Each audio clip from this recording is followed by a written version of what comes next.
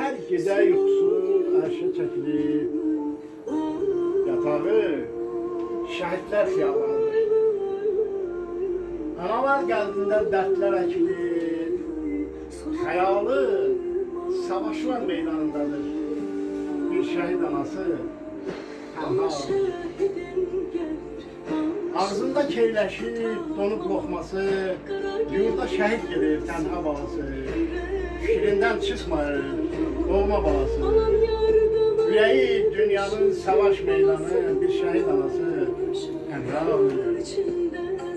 Fikirlər arandan dağa qaldırır. Yeganə balası canı yandırır. Baxışı naşını sözsüz qandırır. Şəhid anasını qanmaz qandırır. Bir şəhid anası ürək dağlayır. Yurdunun ən ağır yükün daşıyır. Verdiyi, yediyi çörəyə göz yaşı qatır. Çətinə düşəndə özün damlayır.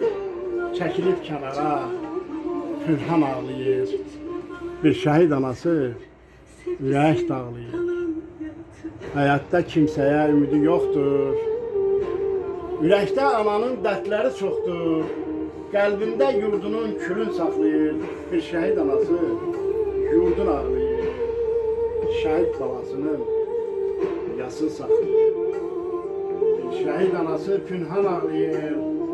Gözünün yaşında bir dünya batır. Ananın dərdinə göz yaşı qatır. Ananın dərdinə göz yaşı çatır. Göz yaşlarından təsəlli tapır. Bir şəhid anası məzar axtarır.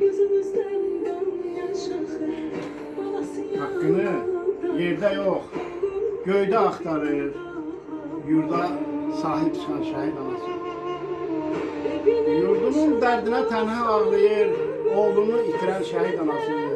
Bir şəhid anası pünhan ağlayır. Bəsdir, yaş döktünüz bu haqsızlığa. Qurtarıb savaşlar, qurtarıb dava. Haqqını göydə yox, yerlərdə ara. Varlı dünyamızın kasıb anası. Bir şəhid anası haqqın arayır. Ey varlı dünyanın kasıb anası. Sen bu varlılardan daha varlısan.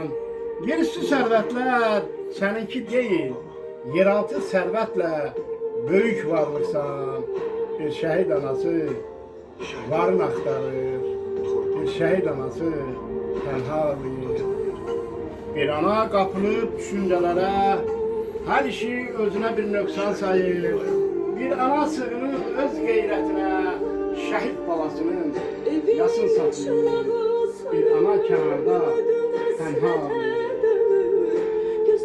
Analar diqqətdən kənarda qalır. Omikron dünyanın cənginə alır. Arzusu ümiddən asılı qalır. Bu müthiş xəstəlik canını alır. Bir şəhid anası sahipsiz qalır. Bir şəhid anası tənha ağlayır. Bir şəhid anası oğlunu axtarır. Bir şəhid anası haqqın arayır. Şəhid bacıları qardaş axtarır. Bir şəhid anası oğlunu axtarır.